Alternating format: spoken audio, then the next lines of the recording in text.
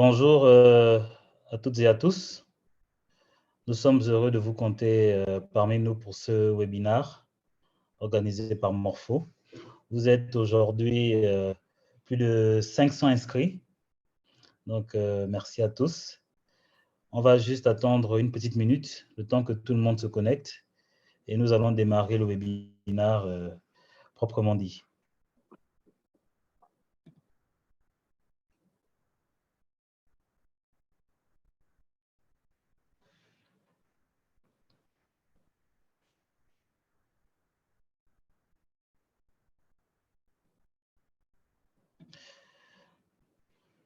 D'accord, parce que tout le monde est connecté. Donc, comme vous le savez, ce webinaire porte sur le sujet des nouvelles technologies appliquées dans la revégétalisation des sites miniers. Et aujourd'hui, nous allons avoir 4 speakers que je vais présenter tour à tour.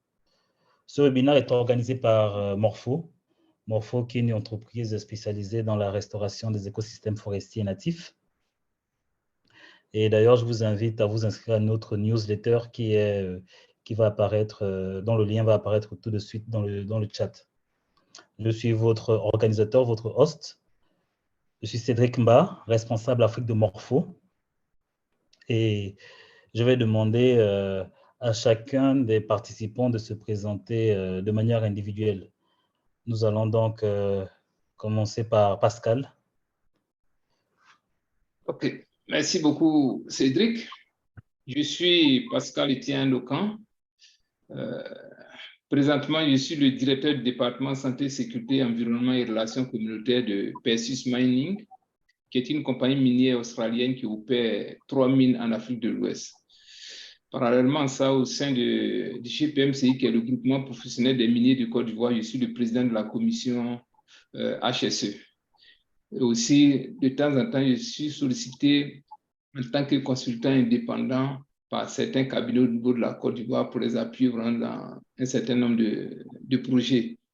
Ça va faire bientôt une quinzaine d'années que je traîne ma petite bosse dans le secteur minier au niveau de l'Afrique de l'Ouest, puisqu'il y a eu l'occasion de servir en Côte d'Ivoire, au Sénégal, au Burkina Faso et au Ghana. Merci. D'accord, merci beaucoup Pascal. Pascal aura l'opportunité, nous aurons l'opportunité d'écouter Pascal présenter les cas de revégétalisation de sites en Côte d'Ivoire en fin de webinaire. Merci Pascal. Merci. Notre prochain speaker à se présenter, ce sera Monsieur Michel Oyo. Michel, vous pouvez vous présenter? Oui, bonjour Cédric. Bon, alors, moi je suis un ingénieur des mines plutôt exploitant au début de ma carrière. J'ai fini comme directeur de production d'une mine d'uranium au Gabon. Et en même temps, à la fin de l'exploitation des activités industrielles, j'ai donc été responsable de la réhabilitation de notre site d'exploitation du site minier. Et puis, quelques temps après, j'étais conseiller au ministère des Mines et en même temps coordonnateur d'un programme qui était financé par l'Union européenne qui s'appelle le SISMIN, où je devais m'occuper de la réhabilitation de l'ensemble des sites miniers qui étaient au Gabon, qui avaient effectivement requis l'assistance de l'État et de l'Union européenne. Et dans la même période, j'ai créé le bureau d'études de Géoguine, où je suis évidemment actuellement le gérant et le directeur général, qui compte une quinzaine de personnes. Alors, avec une partie ingénierie minière et géologique qui est notre nos anciennes fonctions, bien sûr, au niveau de l'industrie minière, l'environnement. Et on a un département qui est le laboratoire qui fait un peu dans le contrôle de tout ce que nous faisons pour valider si nos activités au niveau du terrain remplissent les objectifs que nous avons fixés. Voilà, donc, bon, entre-temps, j'ai été pendant 6 ans directeur général adjoint d'une boîte qui s'appelle la Comibel, qui était les fers de Bellinga. compagnie minière de Belinga, donc, où malheureusement l'exploitation, où les travaux n'ont pas été mis en œuvre, mais qui est aujourd'hui repris par un autre opérateur australien. Mais bon, ça c'est l'ancienne histoire. Mais pour le moment, je suis donc directeur général du bureau d'études GeoGuide. Alors, c'est important de le souligner parce que dans les études que nous faisons pour les sociétés minières, nous faisons la partie purement technique, la géologie, la mise en œuvre des activités minières, mais surtout, nous faisons le suivi environnemental, c'est-à-dire nous préconisons un certain nombre de solutions pour la réhabilitation des sites et nous faisons le suivi des solutions que nous préconisons au niveau de la réhabilitation, notamment la végétalisation, tout un ensemble de protocoles qui permettent de réhabiliter les sites. Voilà un peu globalement la présentation de Michel Oyo et de GeoGuide La Boîte que je dirige aujourd'hui. D'accord. Merci beaucoup, Michel. Nous allons passer la parole à M. Kwaku Raymond Boussou. Il va se présenter. Raymond, vous nous entendez? Allô, Raymond? Oui, allô? Ok, bonjour à tous.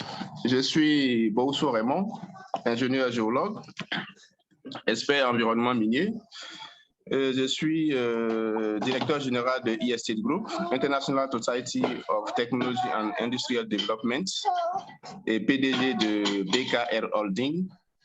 Enfin, président de l'ONG Agir pour l'environnement dans les industries extractives. Au niveau des deux premières structures citées, là-bas, c'est une question de la prospection minière, accompagner les acteurs dans la recherche, dans l'exploration et autres.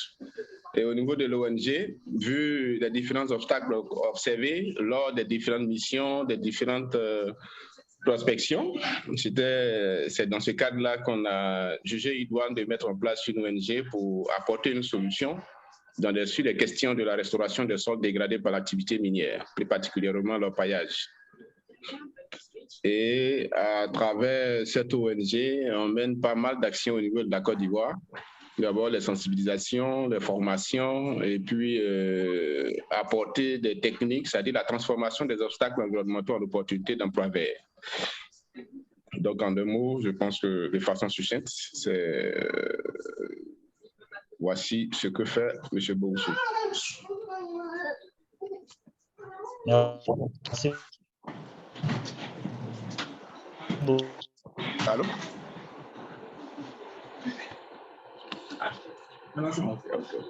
Non. Allô? Allô? Le réseau est... Cédric, il faut reprendre la main. Tu n'entends pas? Allô? Oh là là.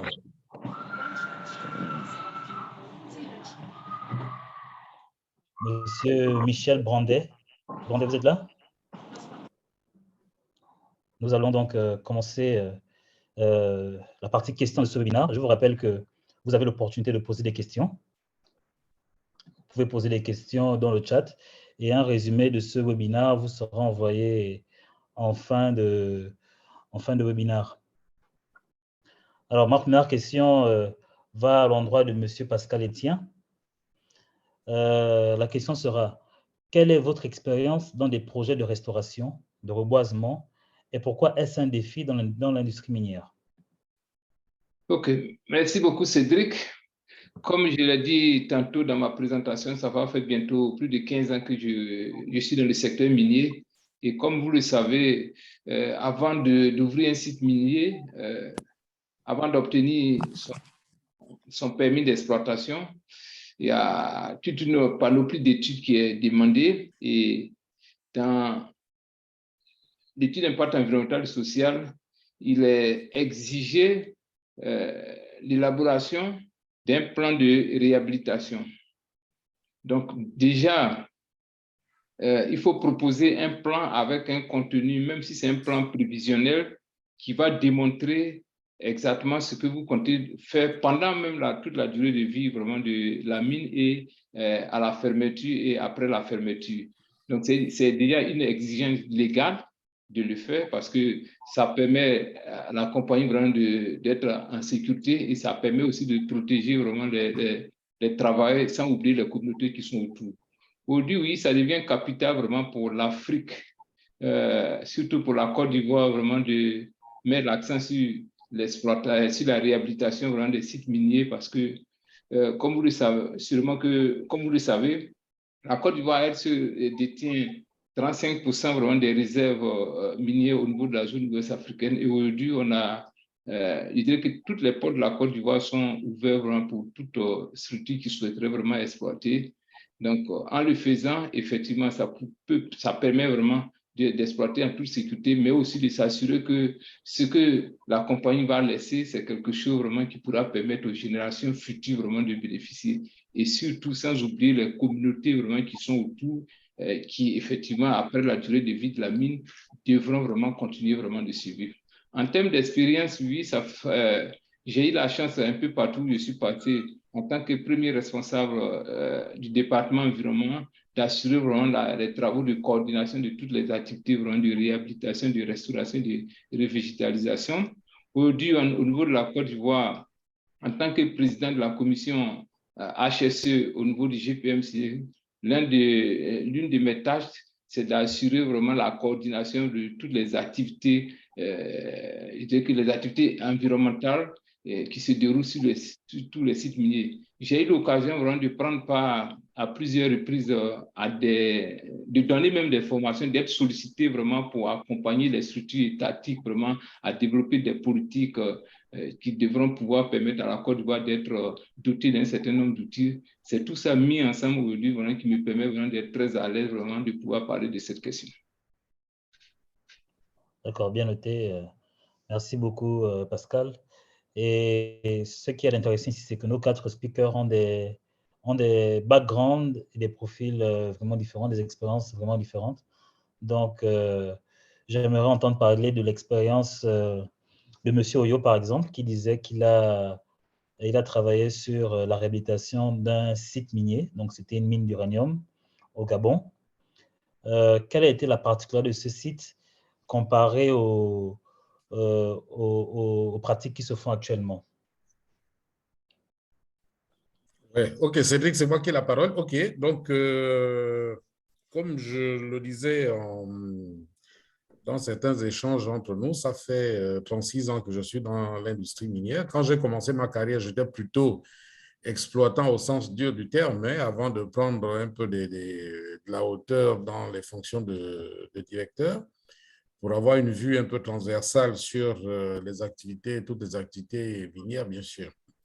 Et la première expérience de réhabilitation a été celle de la mine d'uranium, que j'ai eu la chance et l'honneur de diriger les travaux en tant que principal directeur technique. Et à ce titre-là, j'ai conduit les travaux de réhabilitation à la fin des activités minières au sens production.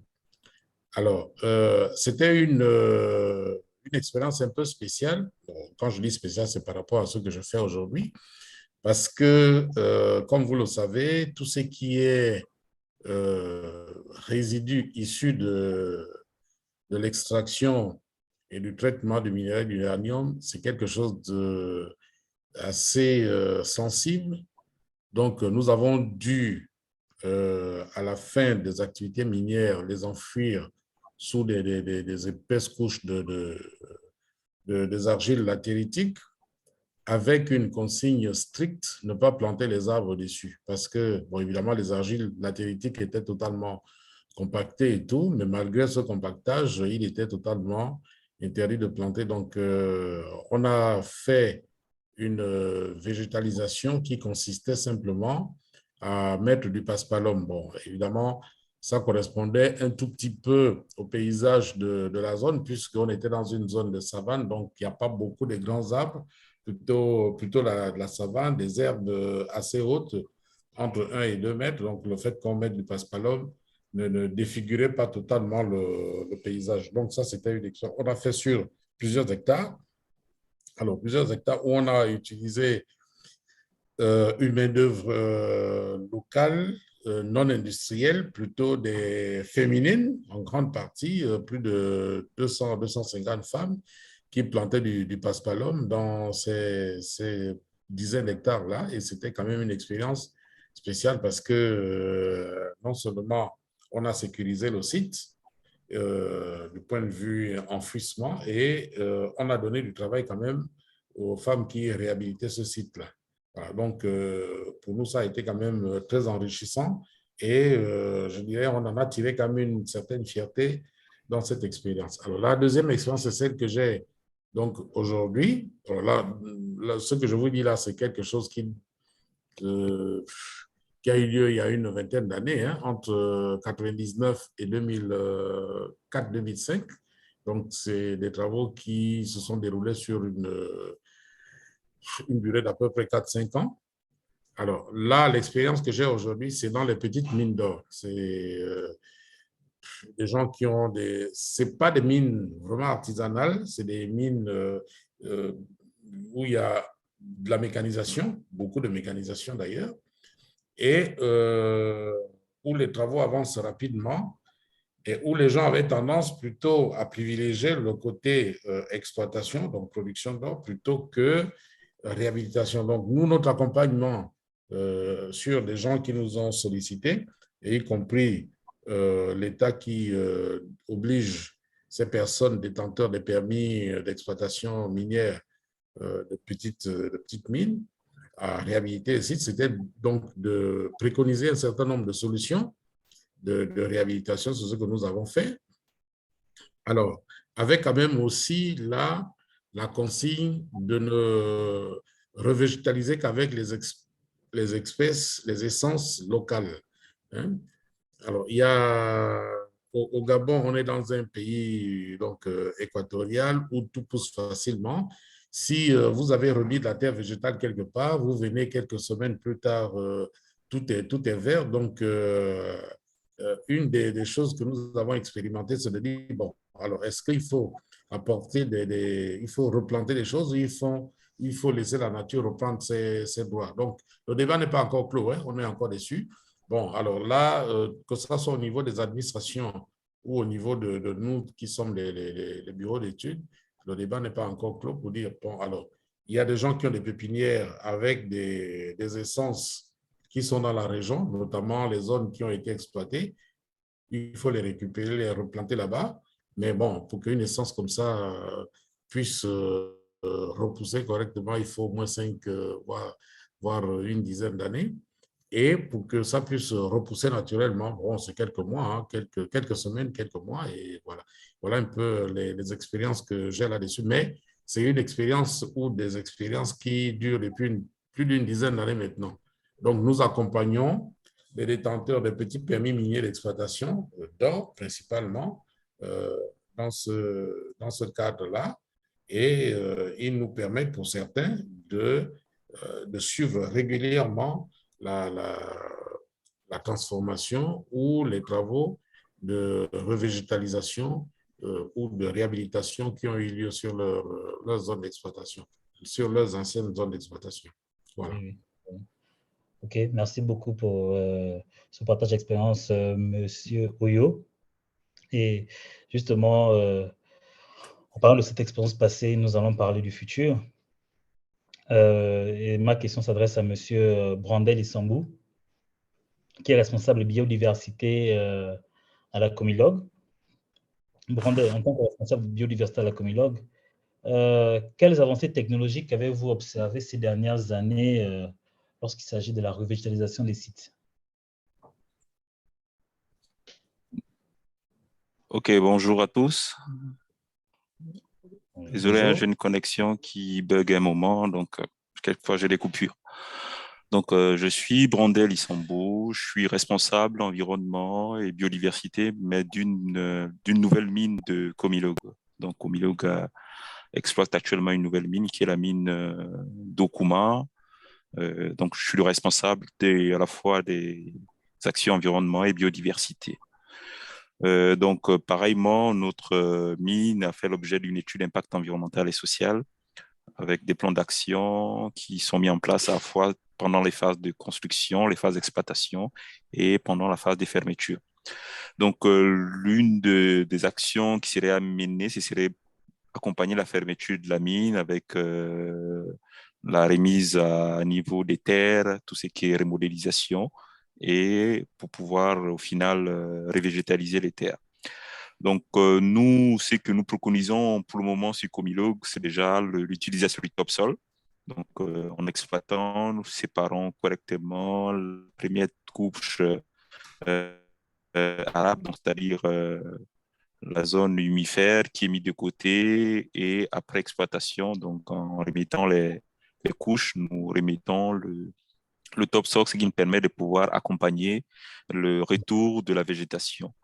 Qu'à cela ne tienne, sur notre ancienne mine qui a déjà pour un maximum été remodélisée, on est en train de faire des premiers tests de replanting des savanes parce que nous exploitons à Comilog que les savanes parce que nos sites, ce sont des mosaïques forêt-savane. Donc, nous exploitons les savanes, nous préservons les forêts-galeries et les savanes. Donc, nous avons fait depuis l'année dernière un premier test qui est accompagné avec les équipes de l'USTM, donc l'Université des sciences et techniques Masuku, qui nous accompagne sur donc déjà le choix des espèces de savane qui ont fait l'objet de la revégétalisation. Donc, près de 9 espèces de savanes ont été choisies, donc des savanes qui sont propres à notre territoire ou à notre zone d'exploitation, et certaines graminées. Donc c'est actuellement sur 9 espèces qui ont été choisies, à peu près 6 fonctionnent bien, 3 présentent des dormances embryonnaires. Aujourd'hui, on a mis des stagiaires dessus pour pouvoir accélérer la levée de ces dormances, de ces graines avec certaines hormones de croissance. Et à peu près 2 ou 3 graminées poussent bien. Donc, nous, aujourd'hui, on arrive à essayer de faire pousser des choses sur tout ce qui est plateau. Donc, nos difficultés restent actuellement tout ce qui est revégétalisation des talus.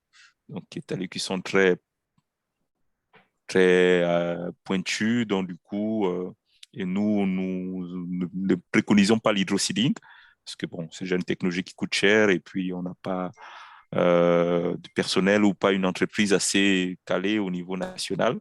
Donc là, on est en train de...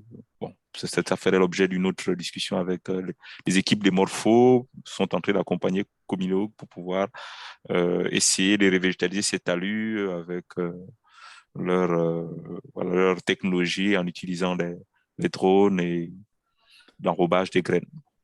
Donc, pour le moment, c'est à peu près cette nouvelle technologie que nous voulons épouser pour la revégétalisation des talus.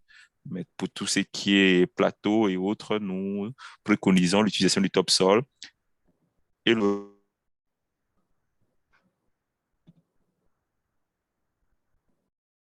Brandel, on vous a perdu. D'accord, bon. On a perdu Brandel. Il a une connexion un peu instable. Et donc, je vais donc passer à ma prochaine question qui s'adresse à Monsieur Raymond Boroussou, président de l'ONG AEIE, qui fait dans la restauration d'état dégradé principalement par l'orpaillage illégal. Monsieur Boroussou, aujourd'hui, qu'est-ce que vous savez des nouvelles technologies employées dans la revitalisation des sites?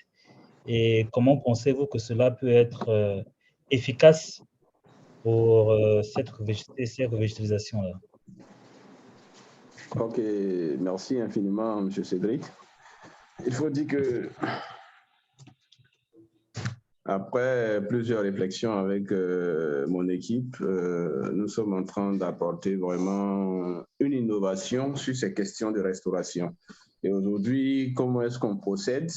Nous, on essaie face aux différents obstacles environnementaux qu'on observe sur tout le territoire. Nous, quand on prend un site et on essaie de faire nos analyses.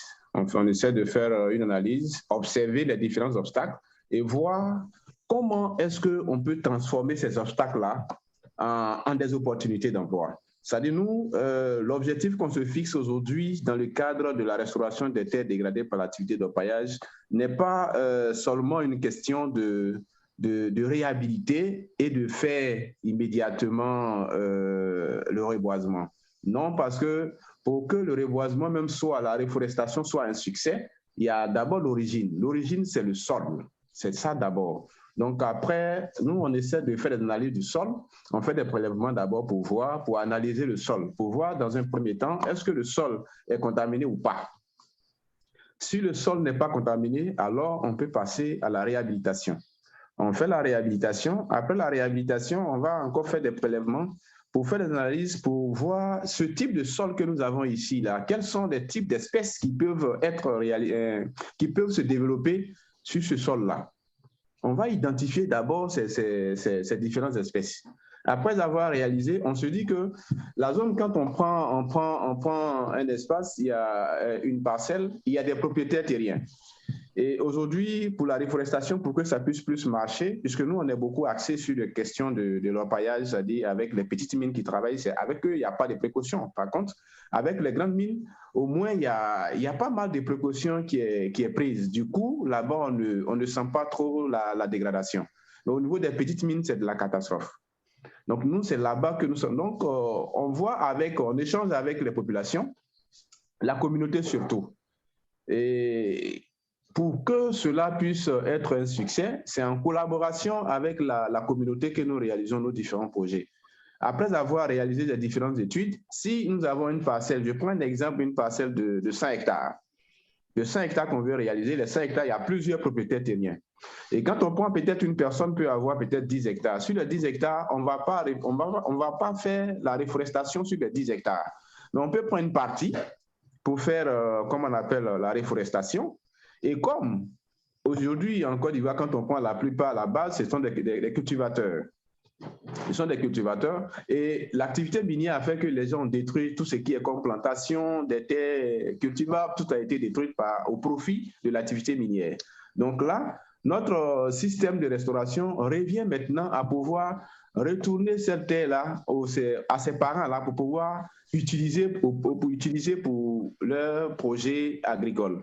D'où une partie est utilisée pour les projets agricoles après avoir réhabilité, restauré si le secteur n'est pas, si le sol comme on appelle, de l'espace n'est pas pollué. Là, on va sur les projets agricoles qu'on développe au profit des propriétaires terriens qui vont entretenir. Et une fois qu'on met ces projets agricoles là-dedans, on utilise des espèces qui sont adéquates à faire. On profite en même temps pour faire. Et en même temps qu'ils profitent de leur projet agricole, ça leur donne l'occasion de pouvoir aussi suivre, d'entretenir ces espèces que nous avons utilisées pour faire le planting.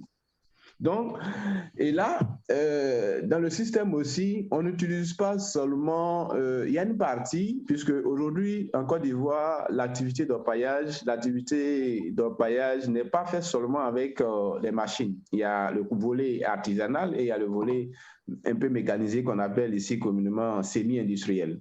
Donc, dans les parties qui ont été dégradées par l'artisanat minier, en ce moment-là, eux, ce sont les orpailleurs. C'est une manière pour nous de freiner cette dégradation-là. Donc, c'est ceux-là qu'on va recruter, qu'on va sensibiliser, qu'on vient former pour pouvoir utiliser ces personnes-là pour faire la restauration. Et on les utilise pour pouvoir restaurer, ça leur fait un métier et on les forme dans des différents métiers verts. On les forme dans les différents métiers verts. Comment faire même comment on peut former d'autres en pépiniéristes et qui sont chargés toujours de faire des pépinières, des différentes espèces, après avoir identifié les types d'espèces qui peuvent être développées dans cet endroit. Donc, voici un peu ça. Et quand on finit, l'autre côté, s'il y a une partie maintenant où on sait qu'au préalable, ce n'était pas destiné à l'agriculture et que c'était une forêt et que les gens ont détruit, mais ces zones-là, on n'a pas besoin de développer des projets agricoles là-bas, puisque là-bas, au préalable, puisqu'on essaie de se renseigner un peu pour savoir avant qu'est-ce qui existait ici, qu'est-ce qui se faisait ici avant que l'activité n'arrive.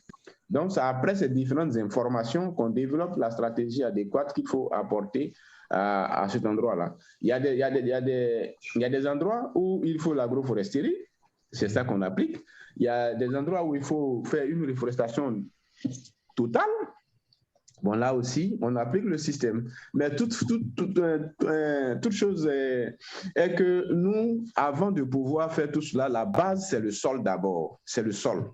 Parce que si le sol n'a pas, comment on appelle, les différentes composantes nécessaires pour pouvoir permettre de développer une espèce quelconque, tout ce qu'on va faire, ça ne pourra pas marcher. Donc, c'est ça d'abord la base. On essaie de travailler d'abord au niveau du sol pour se rassurer que l'espèce qu'on va envoyer, ça pourra marcher. Une fois cela est corrigé, en ce moment-là, on vient à la phase maintenant pour faire l'agroforesterie, comme on appelle le reboisement et autres.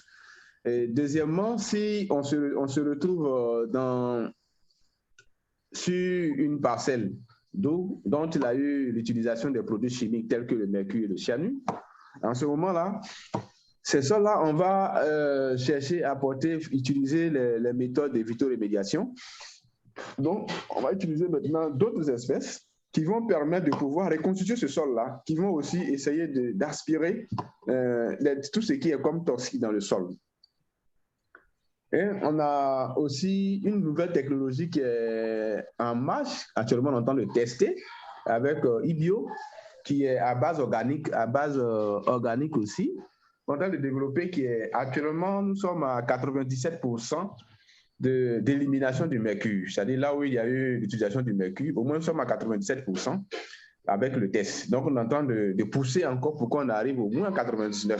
Si nous sommes à 99% d'élimination du mercure dans un sol où il y a eu l'utilisation du mercure, je pense qu'à partir de là, maintenant, on peut utiliser, puisque dans ce cas, pour tout ce qui concerne la mise en valeur des sols dégradés après réhabilitation, pour qu'on puisse mener un projet agricole, il faut qu'on se rassure qu'il n'y a plus de contamination, il n'y a plus de produits chimiques, il n'y a plus rien.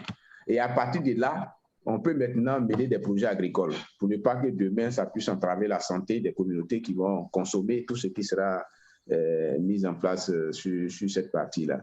Donc, voici un peu, de façon en résumé, comment est-ce que nous procédions pour nos différents types d'activités. Tout à fait, tout à fait. Et c'est là où vient ma prochaine question. Voilà, aujourd'hui, avec toutes les contaminations de sol qu'on connaît, Monsieur Pascal Etienne, je voudrais savoir, selon vous, lors de la vie de la mine et lors de l'après-mine, quels sont les paramètres qu'il faut le plus surveiller? Je parle bien de... Je parle enfin, des choses qu'il faut le mieux surveiller. Donc, en termes de choix des espèces, de méthodes de culture, de technologie, quelles sont les choses auxquelles nous devons le plus faire attention? OK. La réhabilitation d'un site, c'est vrai que dans le secteur minier industriel, il y a plusieurs phases. La phase de recherche, la phase de construction, la phase d'exploitation, la phase de fermeture. Mais c'est depuis même, je dirais que depuis la phase même de construction qu'on commence déjà à penser à réhabilitation. Parce que déjà, avec la mise en place vraiment de notre plan de gestion environnementale, si on a un programme qui est établi et qu'en interne, on a un comité idoine qui est mis en place et que nous travaillons ensemble, ça permet facilement vraiment de prévenir beaucoup de risques, beaucoup de soucis qui sont susceptibles de se présenter en fin d'exploitation. Donc déjà, pendant la période de réhabilitation progressive, c'est de tout faire de sorte que pratiquement toutes les composantes de l'environnement soient considérées dans notre programme de gestion, de monitoring. Déjà, même au niveau du sol, une réhabilitation progressive qui est bien entamée, ça permet vraiment de lutter contre l'érosion. Qui dit érosion dit effectivement évacuation d'un certain nombre de polluants qui peuvent se retrouver sur la surface du sol pendant l'exploitation. Donc déjà, à ce stade, ça nous permet franchement de minimiser, d'anticiper vraiment sur un certain nombre de risques environnementaux Et effectivement, ça peut aussi vraiment aider aussi à protéger les ressources en eau parce qu'une accumulation d'un certain nombre de sédiments, franchement, dans l'eau, ça peut entraîner des soucis, des phénomènes d'eutrophisation qui peuvent faire que toutes les ressources en eau peuvent être atteintes. Du coup, les communautés qui sont autour peuvent être aussi atteintes, puisque la plupart, vraiment, dans les zones rurales, les communautés dépendent vraiment de ces ressources-là. Il y a aussi la qualité de l'air, parce que en milieu industriel, oui, lorsque, surtout en tenant compte vraiment des conditions climatiques, si on n'anticipe pas avec la réhabilitation, pendant surtout les périodes vraiment les périodes sèches, avec les envolées vraiment de poussière, non seulement vraiment les communautés qui sont autour vraiment peuvent être susceptibles vraiment d'être atteintes par un certain nombre d'affections pulmonaires, mais aussi vraiment toute la végétation peut être atteinte. Et du coup, en termes vraiment de productivité agricole, on peut avoir franchement des impacts. Aussi, il y a le volet aussi sécurité même des travailleurs, sécurité aussi vraiment des communautés vraiment qui sont autour des sites miniers. Donc, une bonne planification permet stratégiquement vraiment d'anticiper tout ça et de minimiser les risques.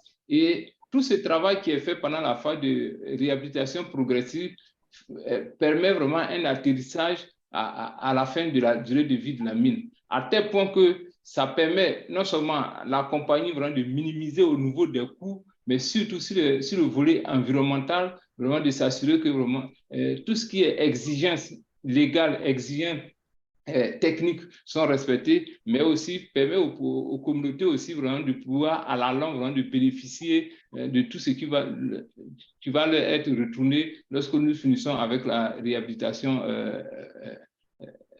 la clôture de la mine. Donc voilà ce que vraiment je voulais dire sur ce point. D'accord, d'accord. C'est bien compris. La prochaine question va à M. Oyo. Vous avez quand même une bonne vingtaine, trentaine d'années d'expérience dans la revitalisation des sites, réhabilitation des sites miniers. Quelles sont les avancées technologiques auxquelles vous avez assisté tout au long de ces années? Votre micro est fermé, monsieur Oyo. OK. OK, c'est parfait. OK, alors sans aller évoquer des avancées technologiques, c'est plutôt un peu les évolutions que j'ai vues. Alors, je vous ai partagé au début une expérience qui était dans une mine d'uranium où les choses se faisaient différemment parce qu'on était quand même en train de manipuler des matériaux qui étaient, alors on va dire, radioactifs, hein, disons-le clairement, et qu'il fallait enfouir, puisque là, c'est les techniques qui étaient préconisées à l'époque, enfouir sur plusieurs couches d'argile latéritique qui devaient être compactées et avec une interdiction absolue de planter des arbres à racines profondes qui pouvaient donc exhaler le radon ou d'autres matières à travers les feuilles, les branches et tout. Donc voilà, ça c'est déjà...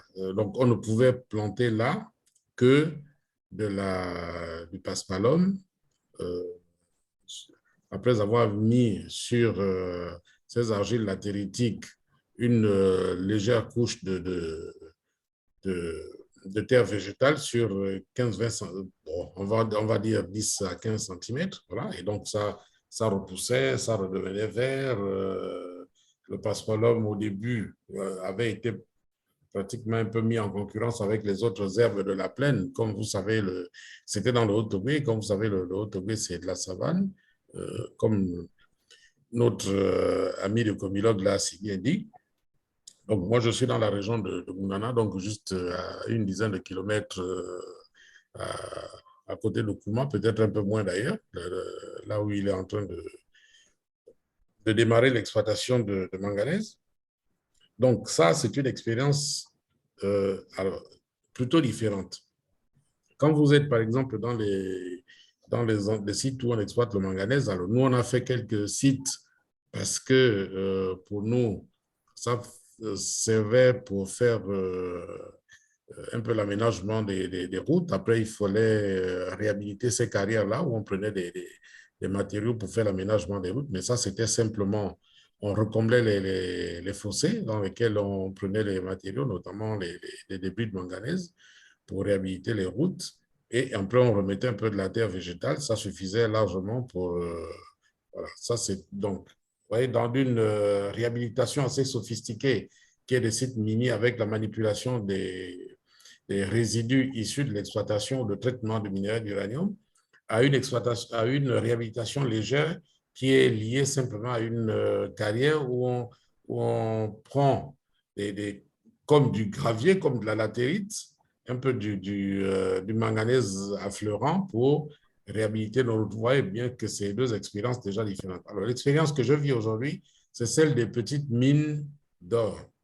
Donc, c'est souvent des alluvions ou des colluvions ou des éluvions encore, c'est-à-dire des choses qui peuvent être parfois enterrées sous plusieurs couches d'argile et on est obligé de décaper ces argiles. Quand on réhabilite, après l'exploitation, tout ça est totalement décapé avec un paysage lunaire et il faut réhabiliter tout ça déjà en remodelant le paysage correctement, ne pas laisser des trous ou des monticules et en remettant un peu la terre végétale pour que tout puisse se repousser. De toutes les façons, la base de tout, c'est déjà de remettre la terre végétale. C'est-à-dire qu'on soit dans une décision de remettre, de laisser la nature reprendre ses droits parce que la terre végétale qu'on y met comporte toujours des graminées et puis ça repousse naturellement, ou bien dire qu'on doit remettre quelques essences forestières, c'est-à-dire des arbres replantés parce qu'il y a des gens qui ont des pépinières ou des arbres qu'on trouve partout au Gabon pour venir les replanter. De toutes les façons, la base de tout est déjà de remettre la terre végétale. Voilà un peu les expériences que je vis aujourd'hui. Comme je vous disais, aujourd'hui, le débat n'est pas encore clos entre laisser la nature reprendre ses droits ou replanter des espèces qui existaient auparavant, qui préexistaient à la mise en exploitation de la zone. Bon, les deux on peut mixer les deux, hein, c'est-à-dire les espèces végétales parce qu'elles doivent, il faut harmoniser le paysage avec celui qui existait avant et la reprise de la végétation. De toutes les façons, la reprise naturelle de la végétation ne pourra jamais l'empêcher puisqu'elle se fait naturellement. Mais le plus important, c'est essayer de repiquer les essences qui existaient là avant. Donc, ça nécessite des études quand même assez profondes au niveau biodiversité, au niveau botanique, enfin, ça se fait déjà avant la mise en exploitation de la zone, et avec des statistiques assez claires sur le type de végétation qu'il y avait, le type d'arbres, le nombre d'arbres par hectare et tout, pour qu'on puisse venir replanter un peu plus tard. Voilà un peu les choses sur lesquelles on a assisté ces derniers temps. Bon, maintenant, c'est entre l'État et puis les sociétés minières. Hein. Nous, on est un prestataire de services, on est conseiller parce que, entre-temps, je ne vous ai peut-être pas dit, j'ai été conseiller au ministère des Mines pendant plusieurs années aussi. Et donc, j'essaie de préconiser au niveau du ministère des Mines un certain nombre de solutions pour dire, bon, voilà, ce qu'il convient quand même de faire pour réhabiliter un peu nos zones qui ont été sujets à des travaux d'exploitation. Voilà un peu. D'accord, d'accord. Vraiment très intéressant, Monsieur Oyo. Nous n'avons plus beaucoup de temps, donc je vais poser, avant la présentation de Monsieur Pascal Etienne, ce sera des réponses en 1 minute pour Brandet et Raymond. Alors, j'aimerais savoir quelles sont les avancées, quelles sont les innovations technologiques que vous aimeriez voir sur vos sites. En 1 minute, on va commencer par Brandet.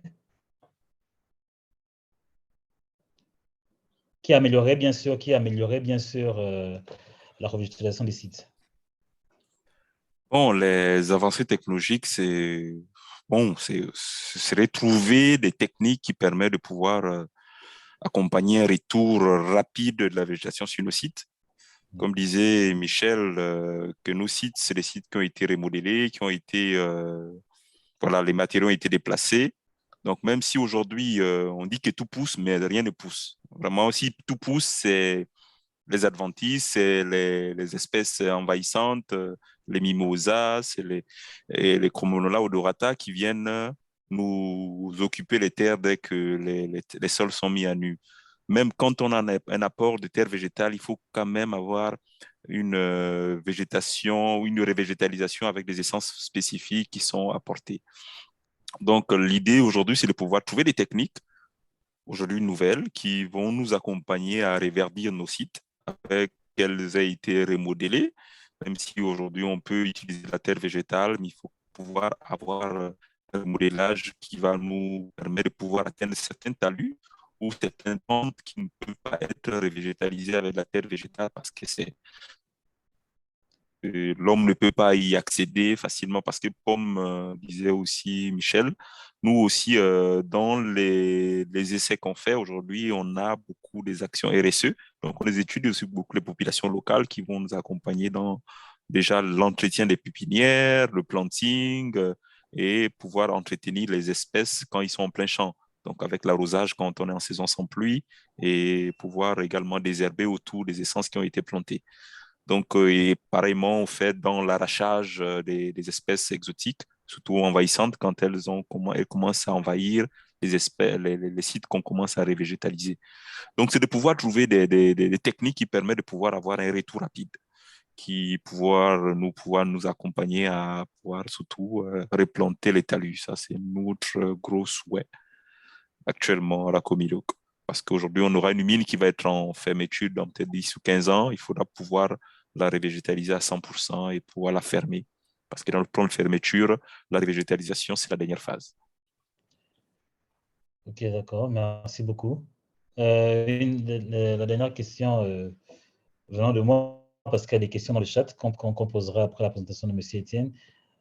Monsieur Raymond Boussou, vous qui êtes dans la réhabilitation des sites dégradés par l'orpaillage illégal, en une minute, pourriez-vous me dire ce que vous aimeriez voir comme avancée technologique qui aiderait à la revégétation des sites sur lesquels vous travaillez?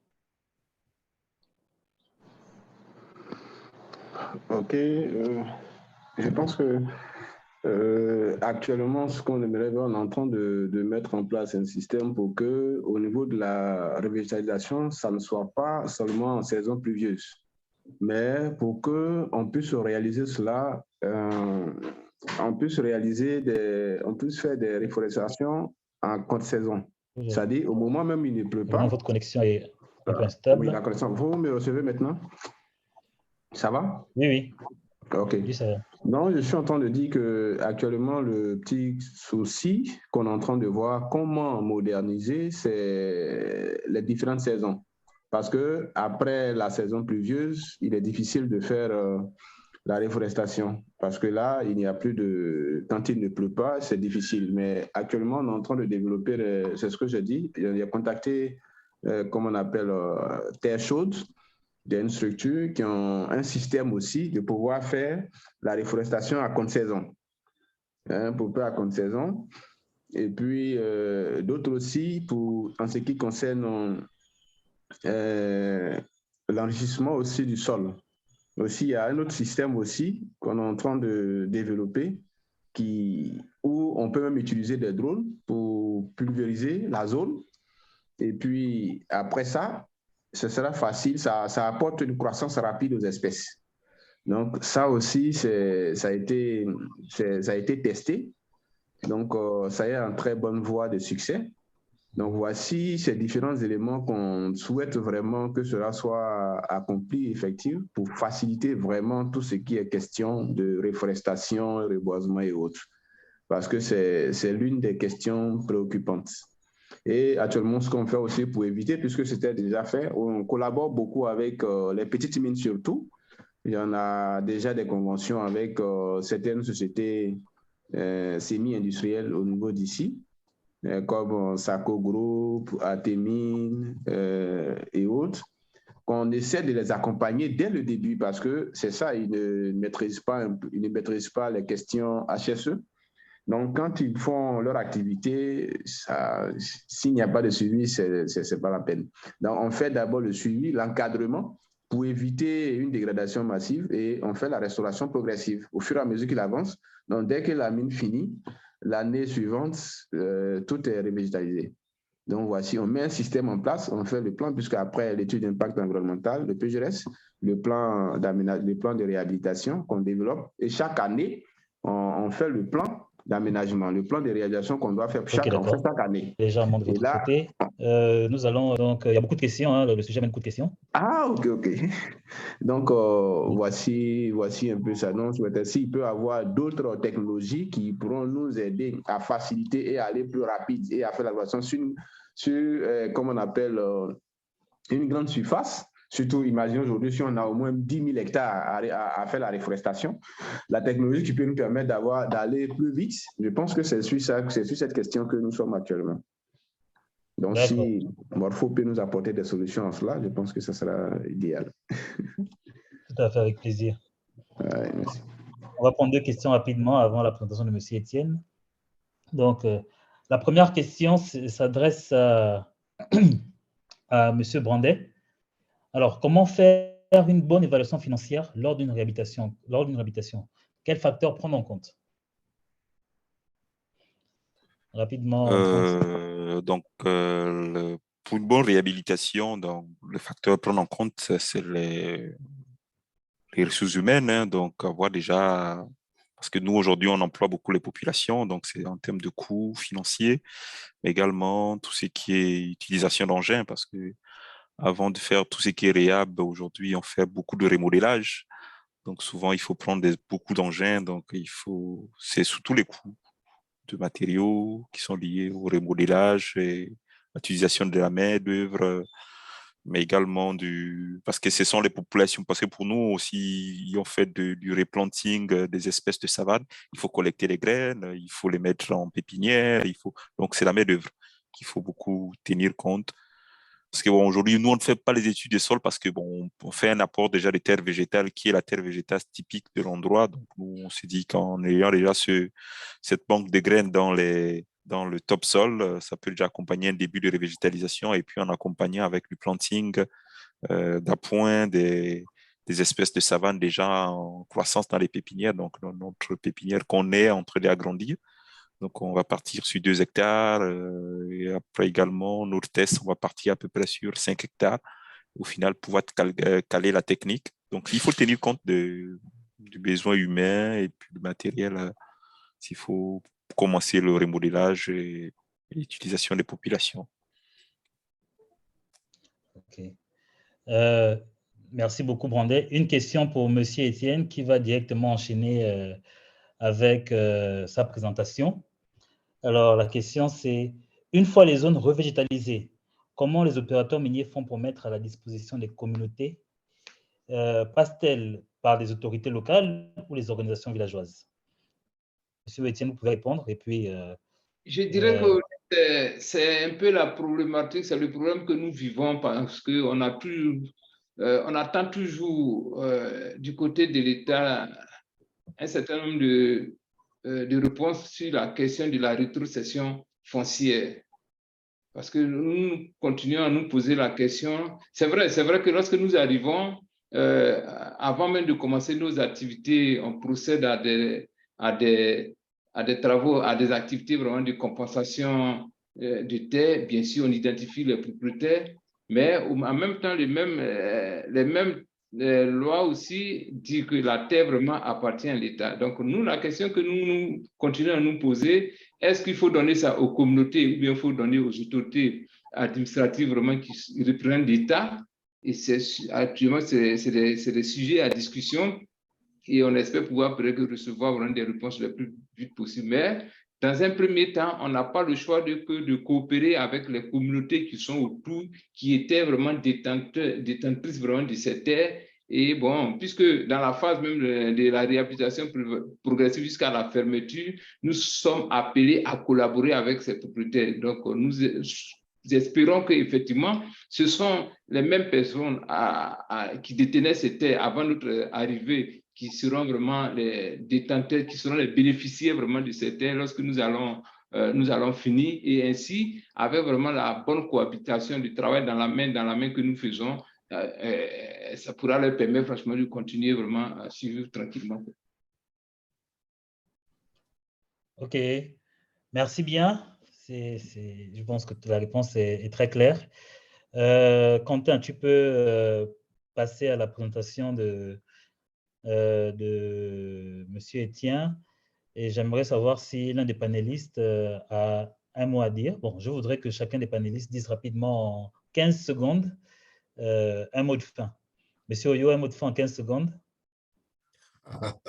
Pour 15 secondes. Alors, il faut dire pour Gabon, la plupart des sites miniers, notamment sur lesquels on travaille aujourd'hui, sont quand même à au minimum 5 km des villages. Donc, comme dit la loi gabonaise, au-delà de 5 km, on n'est plus dans le domaine d'usage coutumier traditionnel. Hein, on est bien au-delà. Donc, alors, quand on réhabilite les sites, c'est d'abord à l'État qu'on doit rendre ces terres-là. Bon, on a quelques expériences avec quelques boîtes qui voudraient replanter des arbres à croissance rapide comme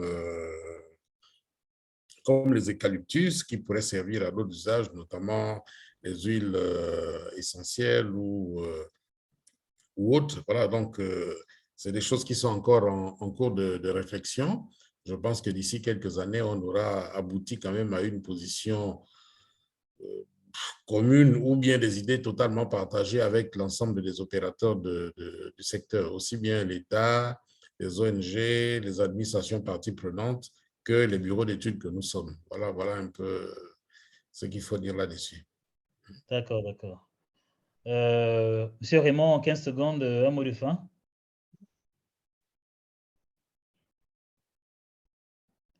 Ok, moi je pense que sur la question que vous avez posée tout à l'heure relative à la restitution après réhabilitation, je peux dire que sur cette question, il y a plusieurs contextes. Hein.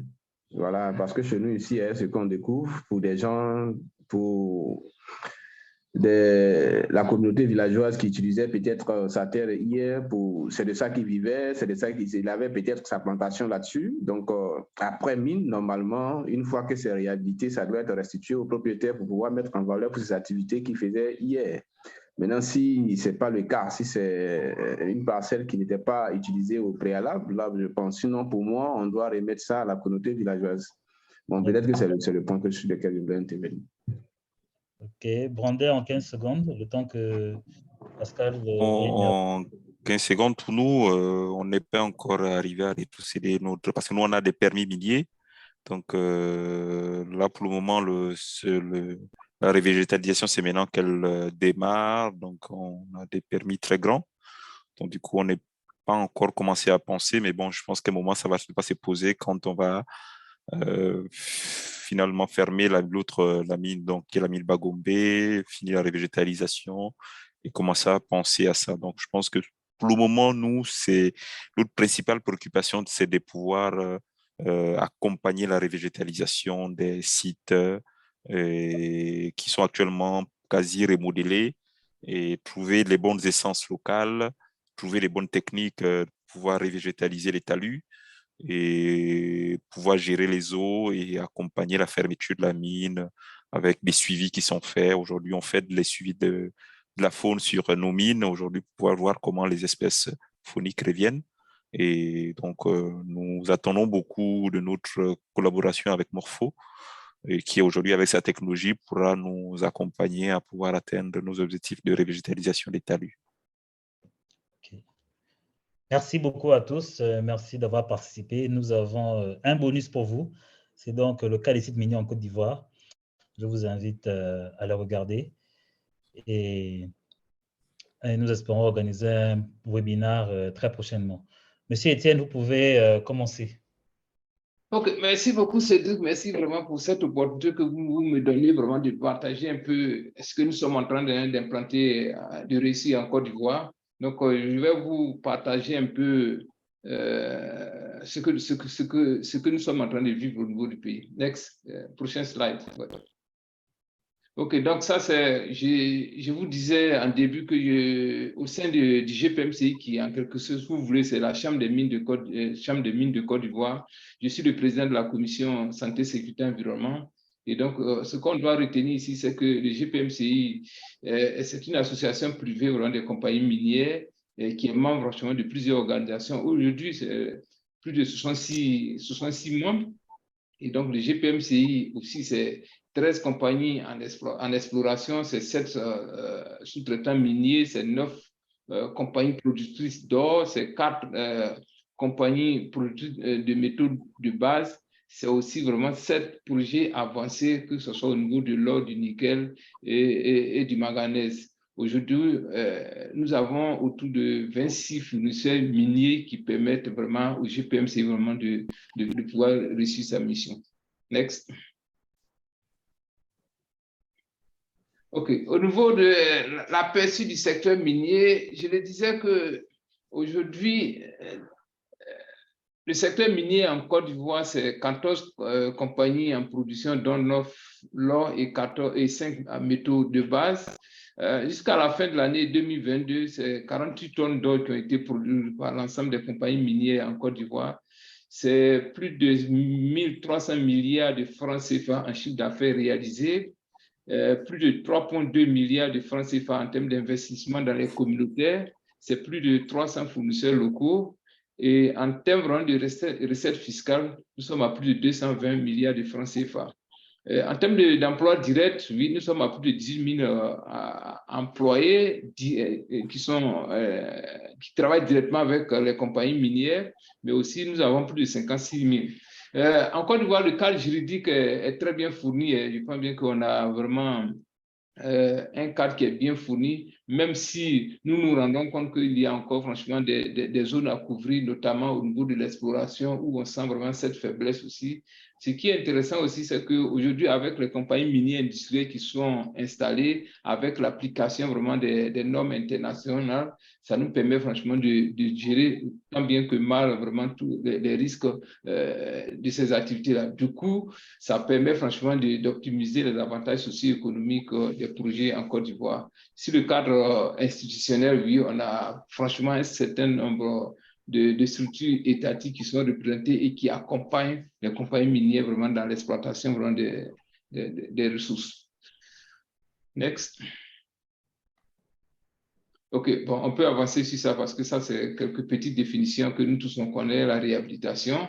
Au niveau des acteurs, je dirais que quand on parle de réhabilitation des sites, tout le monde est concerné. Ça commence d'abord même au sein de la mine. Pratiquement tout le monde, tous les services sont concernés. Mais stratégiquement, on met en place ce qu'on appelle un comité de pilotage qui est composé, qui est piloté vraiment par le département environnement, le département communauté, mais on travaille en parfaite étroite avec les opérations, les équipes opérationnelles. Aussi, vraiment, deuxième ligne, franchement, d'acteurs, il faut voir les communautés qui sont autour de la mine aussi, vraiment, qui vivent au quotidien, vraiment, les impacts de la mine, les associés, c'est important. Quand on essaie vraiment d'avancer un peu plus, on a aussi des autorités administratives et politiques aussi qui sont dans la zone. Et au niveau étatique aussi, on a vraiment tout ce qu'il y a comme institution, tout ce qu'il y a comme structure technique étatique, sans oublier aussi les universités, les chercheurs vraiment qui ont un rôle capital à jouer dans la réhabilitation, qu'elle soit progressive ou bien définitive d'un site minier. Next. OK. En termes de technologie, au niveau étatique, franchement, il y a une panoplie vraiment de technologies vraiment qui sont mises en place, que l'État est en train franchement de mettre en place pour pouvoir permettre au secteur minier, pouvoir accompagner vraiment les compagnies minières. Mais au plan opérationnel, il en est de même aussi parce que quand vous rentrez au sein d'une mine, qu'au sein de tous les services, vraiment, il y a un certain nombre de techniques vraiment qui sont employées et qui permettent franchement d'accroître la productivité, qui permettent aussi vraiment de protéger les employés, qui permettent vraiment d'anticiper vraiment sur les risques environnementaux qui sont susceptibles franchement d'être générés par l'activité minière. On avance. Ici, c'est un peu vraiment ce que moi j'ai appelé la méthodologie appropriée pour la végétalisation. Donc, la méthode appropriée pour la végétalisation des sites varie selon les situations envisagées. Hein. Il faut, dans un premier temps, il faut avoir une parfaite connaissance des caractéristiques physico-chimiques des terrains et des matériaux à végétaliser. Il faut avoir aussi vraiment une parfaite connaissance vraiment des groupements de végétaux et d'espèces des zones impactées. Et premier grand élément, c'est le choix des espèces. C'est capital, franchement, dans un programme de réhabilitation, ou bien de reboisement, ou bien de revégétalisation. Le choix des espèces est capital. Parce que si vous échouez à ce niveau, à la fin, vous n'aurez pas vraiment le résultat escompté. Il y a aussi ce que nous on appelle, franchement, la multiplication sexuelle, c'est-à-dire comment préparer vraiment les plants. On a plusieurs options, hein. À partir vraiment des espèces végétales vraiment qui sont dans la zone, on peut déjà même réussir à collecter je dirais que des grains qui peuvent nous permettre franchement de mettre en place une pépinière pour produire vraiment des plants qui peuvent être utilisés. La préparation des substrats à revégéter est très, très, très capitale, surtout mettre l'accent sur les conditions écologiques des substrats à végétaliser, l'amélioration des conditions physiques des substrats, surtout quand il y a des soucis. Comment, surtout si pendant l'exploitation, on se rend compte qu'il y a une zone franchement qui a été impactée, qui a été polluée vraiment par des produits chimiques, il faut pouvoir être capable vraiment d'adopter une réponse adaptée pour pouvoir permettre vraiment la réhabilitation vraiment de ces sites. Sans oublier aussi l'étape vraiment de mise en œuvre du choix des techniques de revitalisation. C'est très, très, très, très capital aussi à ce stade. Next. Là, je voudrais partager avec vous un certain nombre d'expériences vraiment que certaines compagnies minières en Côte d'Ivoire vivent avec les communautés. Tout ça, c'est le site d'Agbaou qui est géré par Alied Group. En tout cas, depuis même l'étude d'impact environnemental et social, il avait été détecté vraiment, il avait été créé une zone de conservation de la biodiversité sur 8 hectares, mais au fur et à mesure que la mine avance, elle essaie franchement d'agrandir cette zone-là. Donc, de 8 hectares, ils sont aujourd'hui à une trentaine d'hectares et ils travaillent en permanence avec des chercheurs, vraiment des universités en Côte d'Ivoire. Et la dernière étude qui a été effectuée en 2017 a permis vraiment de repérer 90 espèces végétales réparties en 75 gens et 39 familles. Et parmi toutes ces espèces, il a été découvert qu'il y a 12 espèces qui sont sur la liste rouge de l'UICN et sont considérées comme vulnérables, menacées ou bien en danger au niveau de la flore ivoirienne. Donc, ces études-là, aujourd'hui, nous ont permis, avec les moyens que la compagnie met à disposition, au moins de protéger des espèces qui nous servent aujourd'hui aussi, mais qui pourront permettre aux générations futures aussi de pouvoir vivre tranquillement. Mais en plus de ça, ils ont réussi à mettre en place, à créer vraiment un arboretum qui abrite une aire de récréation, une cabane écologique et des hamacs qui sont utilisés surtout pour les écoles, que ce soit les écoles primaires ou bien les écoles secondaires qui sont dans la zone là. Régulièrement, vraiment, il y a des visites qui se font dans cette zone-là et ça accroît un peu aujourd'hui vraiment l'éducation environnementale vraiment de ces enfants. Il y a plusieurs activités vraiment qui sont réalisées et aujourd'hui, avec les travaux de planting additionnels qui se font, ils sont à plus de 370 espèces qui ont été plantées. Et ils sont en discussion aujourd'hui avec le ministère des Eaux et Forêts pour voir comment ce petit site-là peut être classé comme réserve frontière, comme réserve volontaire communautaire avec l'appui vraiment de cette institution étatique. Next. Ça, c'est la mine d'or de Ity qui est détenue par Andivor. Stratégiquement, ils travaillent avec l'université de Daloa et ils ont réussi à signer une convention pour soutenir la coopération, la conception et le développement des forêts naturelles dédiées. Il y a déjà 3 sites de 10 hectares qui ont été identifiés et l'objectif ici est d'assurer la conservation et le développement de ces sites. Ce partenariat leur a permis vraiment de créer une zone de production d'alevins de poissons endémique à la rivière qui passe non loin vraiment du site minier, mais aussi des projets de planting et de conservation des espèces en voie de disparition. Ces projets de planting permettent franchement de protéger ces espèces-là. Et donc, aujourd'hui, c'est une grosse opportunité qui est offerte vraiment aux universités de pouvoir vraiment s'exprimer, mais surtout les étudiants aussi de pouvoir être sur le terrain pour pouvoir leur permettre franchement d'élaborer vraiment des thèses et tout ça, c'est dans l'intérêt vraiment de la compagnie parce qu'à l'extérieur, ça démontre encore une fois de plus l'engagement de la compagnie de faire de la préservation de la biodiversité vraiment un pion essentiel vraiment dans le projet d'exploitation. Elle démontre que vraiment, bien sûr qu'on est là vraiment pour se faire de l'argent, mais tout ce qui peut permettre vraiment de protéger vraiment la communauté autour, elle ne hésite pas sur les moyens. Next. Ah oui, ici c'est un partenariat qui existe entre la même compagnie minière et la SODEFOR. La SODEFOR, c'est la Société de développement des forêts en Côte d'Ivoire et une fondation qui a été mise sur pied vraiment par 2 artistes, Yodo et Siro. Et donc, ils ont réussi à mettre en place ce partenariat qui prévoit la plantation de plus de 20 000 plantes sur une période jusqu'à 2025. Donc, elle vise à protéger, à couvrir 40 hectares de la forêt classée, puisque Kourouzialé est une forêt classée qui est non loin, franchement, du site minier. Et donc, ça, c'est une activité vraiment qui a salué. Déjà, le 20 mai de cette année, il y a eu vraiment... je dirais que le début des activités, donc toutes les couches de la population y étaient, bien sûr les étudiants, les élèves, les autorités vraiment coutumières, les autorités locales, les autorités administratives. C'est une manière vraiment de démontrer que oui, nous pensons vraiment aux générations futures. Et aujourd'hui, vraiment, ces genres d'actions vraiment sont encouragées au niveau de la Côte d'Ivoire et toutes les autres compagnies minières vraiment qui sont vraiment en construction sont en train de réfléchir, et même celles même qui sont en exploitation sont en train vraiment de réfléchir comment emboîter le pas pour pouvoir permettre à la Côte d'Ivoire vraiment de protéger un certain nombre d'espèces. Next. Ça, c'est au niveau de la mine de Perseus à Yaouré, on a mis en place ce qu'on appelle le Top Ecolo School. C'est une opportunité vraiment de contribuer au renforcement des connaissances élémentaires des enfants des écoles primaires sur des thématiques telles que la protection vraiment de la faune, de la flore, l'assainissement de leur milieu d'études.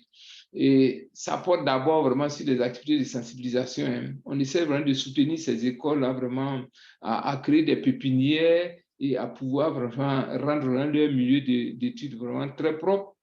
Et ça fait la 3e année vraiment que nous travaillons sur ce projet. Et la dernière édition, en plus vraiment des activités vraiment de sensibilisation, d'éducation environnementale, nous sommes en train vraiment de voir, nous avons réussi à mettre à la disposition vraiment de ces enfants-là vraiment des livres vraiment portant sur l'environnement. Et on leur ouvre aussi les portes de la mine pour pouvoir déjà venir vraiment s'imprégner des réalités parce que bon, nous espérons que peut-être que ces actions effectivement, sont en train vraiment de porter des fruits, mais à la longue, ça pourra orienter vraiment le choix de ces enfants. Le dernier slide, s'il vous plaît. Ça, c'est un projet sur lequel nous sommes en train de réfléchir, puisque à proximité vraiment de la mine, nous avons détecté des zones vraiment dont on pense que la faune et la flore vraiment ont besoin d'être restaurées. Et nous sommes en discussion, nous travaillons, nous avons eu des séances de travail avec l'ONG que j'ai, M.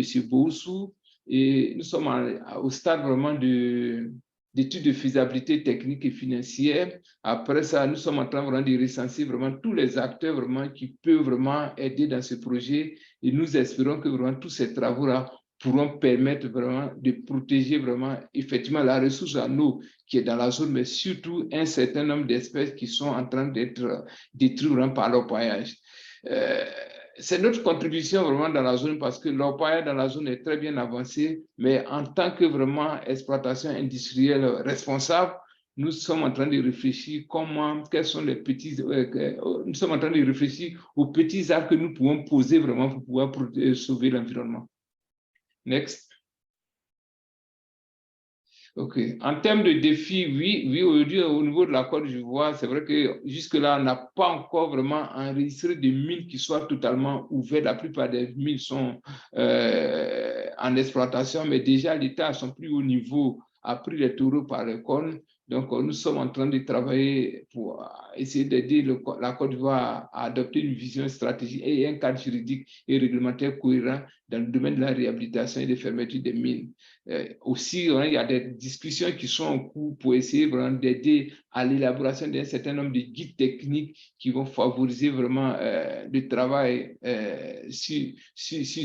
améliorer aussi et renforcer le cadre interministériel chargé de l'administration et de la coordination des opérations de fermeture des mines et des carrières. Aujourd'hui, en Côte d'Ivoire, bien sûr qu'au sein du ministère de l'Environnement, nous avons deux entités, dont l'Agence nationale de l'environnement et le Centre ivoirien anti-pollution, qui travaillent en étroite collaboration avec la Direction générale des mines et géologie. Donc, il y a un gros travail vraiment qui est en train d'être abattu à ce niveau-là pour pouvoir permettre à ces structures-là d'accompagner comme il se doit vraiment les opérations minières, sans oublier vraiment les communautés qui sont autour vraiment, qui ont besoin vraiment d'être impliquées, qui ont besoin vraiment d'être coquées, qui ont besoin vraiment d'être accompagnées pour qu'elles jouent aussi le rôle qu'elles doivent jouer. Nous sommes très occupés dans le renforcement des capacités d'intervention de ces services techniques-là. Et régulièrement, nous nous rencontrons. C'est vrai que la loi leur permet vraiment de venir faire des inspections régulières, mais ces opportunités vraiment de rencontre, de discussion, leur permettent franchement de renforcer les capacités. Et aujourd'hui, on est très à l'aise de dire que nous sommes sur la bonne voie pour pouvoir vraiment permettre au secteur minier en Côte d'Ivoire vraiment de jouer le rôle qu'il faut vraiment au niveau de l'économie ivoirienne. On sent un engagement total vraiment au niveau vraiment des directions vraiment générales des compagnies minières en Côte d'Ivoire. Et moi qui ai la chance de gérer la commission HSE, nous travaillons en termes franchement d'échange de connaissances, de pratiques. Tout ça, à la fin, c'est pour pouvoir permettre à la Côte d'Ivoire vraiment de produire de l'or, vraiment, de l'or dépourvu franchement de toute impureté, de l'or propre, de l'or vraiment qui respecte vraiment l'homme, qui respecte les employés, qui respecte vraiment l'environnement dans lequel il est produit, mais de l'or aussi vraiment qui fait la promotion vraiment de l'homme, la promotion des communautés, parce que les communautés, elles sont autour, elles ont tout perdu, mais en retour, il faut pouvoir être capable franchement de leur offrir vraiment un cadre de vie meilleur. Donc, voilà un peu vraiment ce que nous sommes en train de faire en Côte d'Ivoire. Mais je voulais profiter vraiment pour dire sincèrement à Morpho vraiment pour cette opportunité que vous nous offrez. Et nous espérons qu'il y aura d'autres opportunités vraiment qui vont se présenter pour pouvoir nous permettre vraiment d'apprendre des autres aussi et de continuer à partager nos petites expériences. Merci beaucoup. Tu as fermé ton micro, hein? Merci beaucoup, Pascal. C'était un plaisir d'apprendre sur le cas des mines en Côte d'Ivoire. Ça a été enrichissant. Je profite par cette occasion pour remercier tout le monde, les intervenants, les participants. Il y en a quand même plus de 500. Merci à tous.